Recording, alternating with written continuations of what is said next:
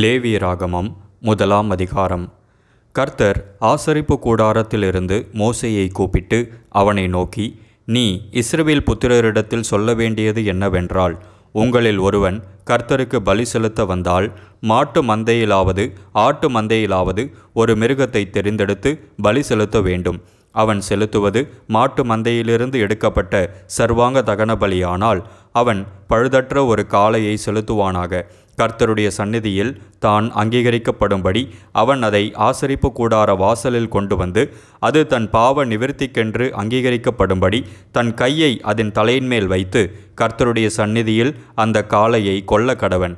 அப்பொழுது ஆரோனின் குமாரராகிய ஆசாரியர்கள் அதன் இரத்தத்தை எடுத்து அதை ஆசரிப்பு கூடார வாசலில் இருக்கிற பலிபீடத்தின் மேல் சுற்றிலும் தெளிக்க கடவர்கள். பின்பு அவன் அந்த சர்வாங்க தகன பலியை தோல் உரித்து அதை சந்து சந்தாக துண்டிக்க கடவன். அப்பொழுது ஆசாரியனாகிய ஆரோனின் குமாரர் பலிபீடத்தின் மேல் அக்கினியை போட்டு அக்கினியின் மேல் கட்டைகளை அடுக்கி, அவன் குமாரராகிய ஆசாரியர்கள் துண்டங்களையும் தலையையும் கொழுப்பையும் பலிபீடத்திலுள்ள அக்கினியில் இருக்கிற கட்டைகளின் மேல் அடுக்கி வைக்க கடவர்கள். அதன் குடல்களையும் தொடைகளையும் அவன் தண்ணீரினால் கழுவுவானாக. அவைகளெல்லாம் ஆசாரியன் பலிபீடத்தின் மேல் சர்வாங்க தகன பலியாக தகனிக்க கடவன். இது கர்த்தருக்கு சுகந்த வாசனையான தகன பலி. அவன் செலுத்துவது செம்மறியாட்டு மந்தையிலுள்ள ஆடுகளிலாவது வெள்ளாட்டு மந்தையிலுள்ள ஆடுகளிலாவது எடுக்கப்பட்ட சர்வாங்க தகன பலியானால், பழுதற்ற ஒரு கடாவை கொண்டு வந்து கர்த்தருடைய சந்நிதியில் பலிபீடத்தின் வடபுறத்தில் அதை கொல்ல கடவன். அப்பொழுது ஆரோனின் குமாரராகிய ஆசாரியர்கள் அதன் இரத்தத்தை பலிபீடத்தின் மேல் சுற்றிலும் தெளிக்க கடவர்கள். பின்பு அவன் அதை சந்து சந்தாக துண்டித்து அதன் தலையையும் கொழுப்பையும் கூட வைப்பானாக. அவைகளை ஆசாரியன் பலிபீடத்திலுள்ள அக்கினியில் இருக்கிற கட்டைகளின் மேல் அடுக்கி வைக்க கடவன். குடல்களையும் தொடைகளையும் அவன் தண்ணீரினால் கழுவுவானாக. அவைகளையெல்லாம் ஆசாரியன் கொண்டு வந்து பலிபீடத்தின் மேல் தகனிக்க கடவன். இது சர்வாங்க தகன பலி. இது கர்த்தருக்கு சுகந்த வாசனையான தகன பலி. அவன் கர்த்தருக்கு செலுத்துவது பறவைகளிலிருந்து எடுக்கப்பட்ட சர்வாங்க தகன பலியானால், காட்டு புறாக்களிலாவது புறா குஞ்சுகளிலாவது எடுத்து செலுத்த கடவன். அதை ஆசாரியன் பலிபீட தண்டையில் கொண்டு வந்து அதன் தலையை கிள்ளி பலிபீடத்தில் தகனித்து அதன் இரத்தத்தை பலிபீடத்தின் பக்கத்தில் சிந்தவிட்டு அதன் இரைப்பையை அதன் மலத்தோடும் கூட எடுத்து அதை பலிபீட தண்டையில் கீழ்ப்புறமாக சாம்பல் இருக்கிற இடத்திலே எரிந்துவிட்டு, பின்பு அதன் செட்டைகளுடன் அதை இரண்டாக்காமல் பிளப்பானாக. பின்பு ஆசாரியன் அதை பலிபீடத்திலுள்ள அக்கினியில் இருக்கிற கட்டைகளின் மேல் தகனிக்க கடவன். இது சர்வாங்க தகன பலி. இது கர்த்தருக்கு சுகந்த வாசனையான தகன பலி. லேவியராகமம் இரண்டாம் அதிகாரம். ஒருவன் போஜன பலியாகிய காணிக்கையை கர்த்தருக்கு செலுத்த வேண்டுமானால், அவன் காணிக்கை மெல்லிய மாவாய் இருப்பதாக. அவன் அதன் மேல் எண்ணெய் வார்த்து அதன் மேல் தூபவர்க்கம் போட்டு அதை ஆரோனின் குமாரராகிய ஆசாரியர்களிடத்தில் கொண்டு வருவானாக. அப்பொழுது ஆசாரியன் அந்த மாவிலும் எண்ணெயிலும் ஒரு கைப்பிடி நிறைய தூபவர்க்கம் எல்லாவற்றோடும் எடுத்து அதை பலிபீடத்தின் மேல் ஞாபக குறியாக தகனிக்க கடவன். அது கர்த்தருக்கு சுகந்த வாசனையான தகன பலி. அந்த போஜன பலியில் மீதியாயிருப்பது ஆரோனையும் அவன் குமாரரையும் சேரும். கர்த்தருக்கு இடும் தகன பலிகளில் இது மகா பரிசுத்தமானது. நீ படைப்பது அடுப்பில் பாகம் பண்ணப்பட்ட போஜன பலியானால், அது எண்ணெயிலே பிசைந்த மெல்லிய மாவினால் செய்த புளிப்பில்லா அதிரசங்களாயாவது எண்ணெய் பூசப்பட்ட புளிப்பில்லா அடைகளாயாவது இருப்பதாக. நீ படைப்பது தட்டையான சட்டியில் பாகம் பண்ணப்பட்ட போஜன பலியானால், அது எண்ணெயிலே பிசைந்த புளிப்பில்லா மெல்லிய மாவினால் செய்யப்பட்டதாய் இருப்பதாக. அதை துண்டு துண்டாக பிட்டு அதன் மேல் எண்ணெய் வார்ப்பாயாக. இது ஒரு போஜன பலி. நீ படைப்பது பொரிக்கும் சட்டியில் பாகம் பண்ணப்பட்ட போஜன பலியானால், அது எண்ணெயிலே பிசைந்த மெல்லிய மாவினால் செய்யப்படுவதாக.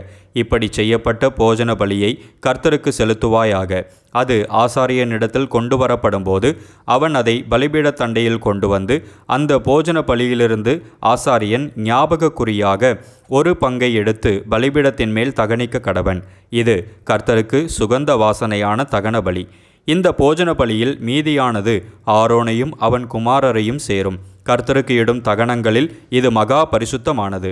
நீங்கள் கர்த்தருக்கு செலுத்தும் எந்த போஜன பலியும் புளித்த மாவினால் செய்யப்படாதிருப்பதாக. புளித்த மாவுள்ளதொன்றையும் தேனுள்ளதொன்றையும் கர்த்தருக்கு தகன பலியாக தகனிக்க வேண்டாம். முதற்கனிகளை காணிக்கையாக கொண்டு வந்து அவைகளை கர்த்தருக்கு செலுத்தலாம்.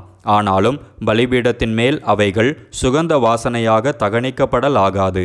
நீ படைக்கிற எந்த போஜன பலியும் உப்பினால் சாரமாக்கப்படுவதாக. உன் தேவனுடைய உடன்படிக்கையின் உப்பை உன் போஜன பலியிலே குறைய விடாமல் நீ படைப்பது எல்லாவற்றோடும் உப்பையும் படைப்பாயாக. முதற் பலன்களை போஜன பலியாக நீ கர்த்தருக்கு செலுத்த வந்தால் நிறைந்த பச்சையான கதிர்களை நெருப்பிலே வாட்டி உதிர்த்து அதை உன் முதற் பலனின் போஜன பலியாக கொண்டு வர கடவாய். அதன் மேல் எண்ணெய் வார்த்து அதன் மேல் தூப வர்க்கத்தை போடுவாயாக. இது ஒரு போஜன பலி. பின்பு ஆசாரியன் உதிர்த்த தானியத்திலும் எண்ணெயிலும் எடுத்து ஞாபகக்குறியான பங்கை அதன் தூபவர்க்கம் எல்லாவற்றோடும் கூட தகனிக்க கடவன். இது கர்த்தருக்கு இடும் தகன பலி. லேவியராகமம் 3ஆம் அதிகாரம். ஒருவன் சமாதான பலியை படைக்க வேண்டுமென்று மாட்டு மந்தையில் எடுத்து செலுத்துவானாகில் அது காளையானாலும் சரி பசுவானாலும் சரி பழுதற்றிருப்பதை கர்த்தருடைய சந்நிதியில் செலுத்த கடவன். அவன் தன் பலியின் தலைமேல் தன் கையை வைத்து ஆசரிப்பு கூடார வாசலுக்கு முன்பாக அதை கொல்ல கடவன். அப்பொழுது ஆரோனின் குமாரராகிய ஆசாரியர் அதன் இரத்தத்தை பலிபீடத்தின் மேல் சுற்றிலும் தெளிக்க கடவர்கள். பின்பு சமாதான பலியிலே குடல்களை மூடிய கொழுப்பையும் குடல்களிலுள்ள கொழுப்பு முழுவதையும் 2 குண்டிக்காய்களையும் அவைகளின் மேல் சிறு குடல்களிடத்தில் இருக்கிற கொழுப்பையும் குண்டிக்காய்களோடே கூட கல்லீரலின் மேல் இருக்கிற ஜவ்வையும் எடுத்து கர்த்தருக்கு தகன பலியாக செலுத்துவானாக. அதை ஆரோனின் குமாரர் பலிபீடத்து அக்கினியிலுள்ள கட்டைகளின் மேல் போட்டிருக்கும் சர்வாங்க தகன பலியின் மீதில் போட்டு தகனிக்க கடவர்கள். இது கர்த்தருக்கு சுகந்த வாசனையான தகன பலி. அவன் கர்த்தருக்கு சமாதான பலியை படைக்க வேண்டுமென்று ஆட்டு மந்தையிலிருந்து எடுத்து செலுத்துவானாகில் அது ஆண் ஆனாலும் சரி பெண் ஆனாலும் சரி பழுதற்று இருப்பதை செலுத்துவானாக. அவன் ஆட்டுக்குட்டியை பலியாக செலுத்த வேண்டுமானால் அதை கர்த்தருடைய சந்நிதியில் கொண்டு வந்து தன் பலியின் தலைமேல் தன் கையை வைத்து ஆசரிப்பு கூடாரத்துக்கு முன்பாக அதை கொல்ல கடவன். அப்பொழுது ஆரோனின் குமாரர் அதன் இரத்தத்தை பலிபீடத்தின் மேல் சுற்றிலும் தெளிக்க கடவர்கள்.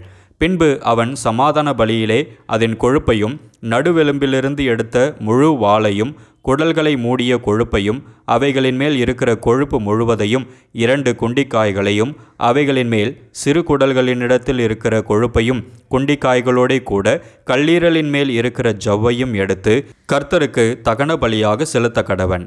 அதை ஆசாரியன் பலிபீடத்தின் மேல் தகனிக்க கடவன். இது கர்த்தருக்கு இடும் தகன ஆகாரம்.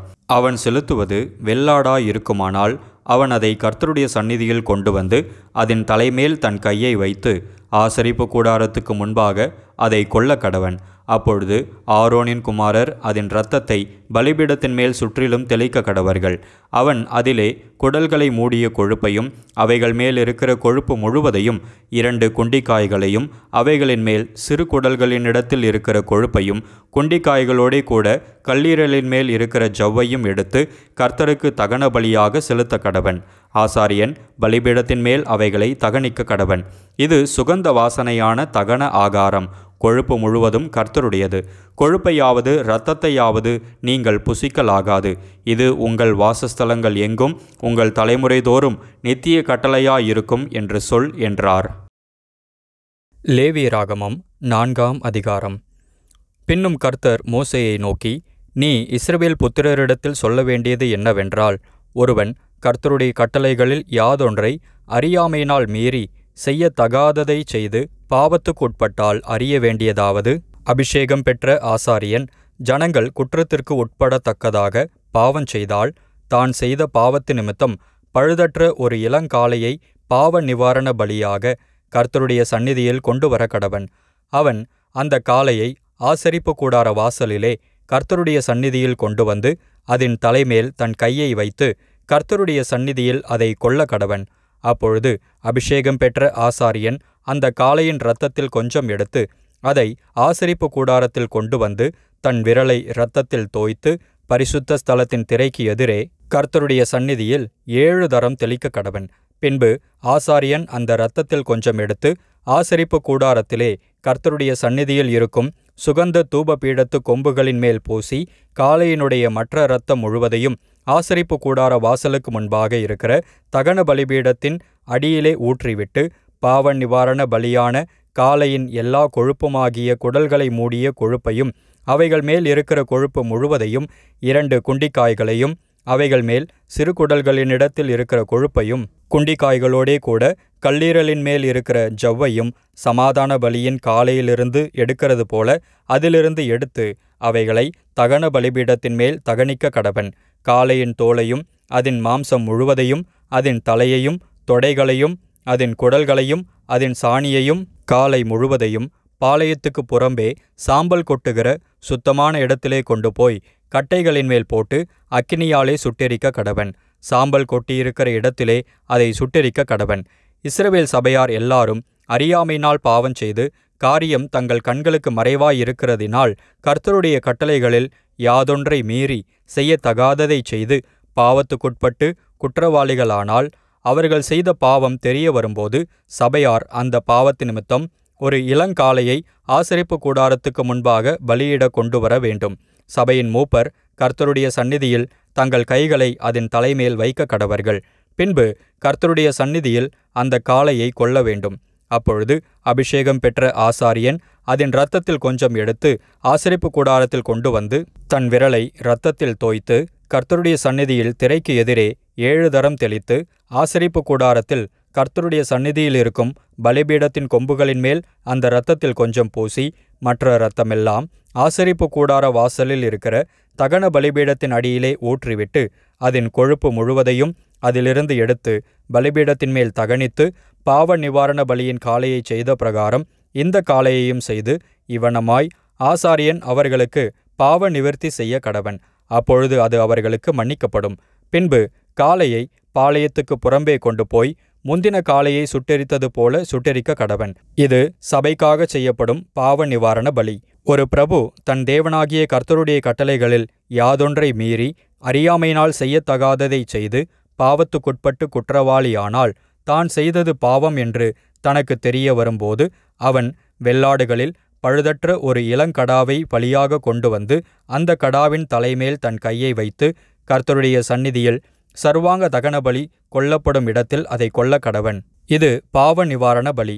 அப்பொழுது ஆசாரியன் அதன் இரத்தத்தில் கொஞ்சம் தன் விரலால் எடுத்து தகன பலிபீடத்து கொம்புகளின் மேல் பூசி மற்ற இரத்தத்தை தகன பலிபீடத்தின் அடியிலே ஊற்றிவிட்டு அதன் கொழுப்பு முழுவதையும் சமாதான பலியின் கொழுப்பைப் போல பலிபீடத்தின் மேல் தகனித்து இவ்வனமாய் ஆசாரியன் அவன் செய்த பாவத்தை குறித்து அவனுக்காக பாவ நிவர்த்தி செய்ய கடவன்.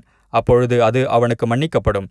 சாதாரண ஜனங்களில் ஒருவன் அறியாமையினால் கர்த்தரின் கட்டளைகளில் யாதொன்றை மீறி செய்யத்தகாததை செய்து பாவத்துக்குட்பட்டு குற்றவாளியானால் தான் செய்தது பாவம் என்று தனக்கு தெரிய வரும்போது அவன் தான் செய்த பாவத்து நிமித்தம் வெள்ளாடுகளில் பழுதற்ற ஒரு பெண்குட்டியை பலியாக கொண்டு வந்து பாவ நிவாரண பலியின் தலைமேல் தன் கையை வைத்து சர்வாங்க தகன பலியிடும் இடத்தில் அந்த பாவ நிவாரண பலியை கொல்ல கடவன்.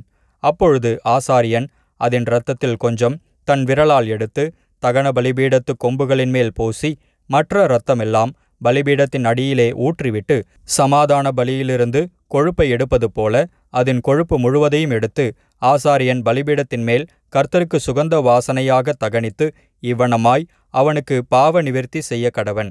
அப்பொழுது அது அவனுக்கு மன்னிக்கப்படும். அவன் பாவ நிவாரண பலியாக ஒரு ஆட்டுக்குட்டியை கொண்டு வருவானாகில் பழுதற்ற பெண்குட்டியை கொண்டு வந்து அந்த பாவ நிவாரண பலியின் தலைமேல் தன் கையை வைத்து சர்வாங்க தகனபலி கொல்லப்படும் இடத்தில் அதை பாவ நிவாரண பலியாக கொல்ல கடவன். அப்பொழுது ஆசாரியன் அந்த பாவ நிவாரண பலியின் இரத்தத்தில் கொஞ்சம் தன் விரலால் எடுத்து தகன பலிபீடத்து கொம்புகளின் மேல் பூசி மற்ற இரத்தமெல்லாம் பலிபீடத்தின் அடியிலே ஊற்றிவிட்டு சமாதான பலியான ஆட்டுக்குட்டியின் கொழுப்பை எடுக்கிறது போல அதன் கொழுப்பு முழுவதையும் எடுத்து கர்த்தருக்கு இடப்படும் தகன பலிகளைப் போல பலிபீடத்தின் மேல் ஆசாரியன் தகனிக்க வேண்டும். இவ்வண்ணமாய் அவன் செய்த பாவத்துக்கு ஆசாரியன் பாவ நிவர்த்தி செய்ய கடவன். அப்பொழுது அது அவனுக்கு மன்னிக்கப்படும்.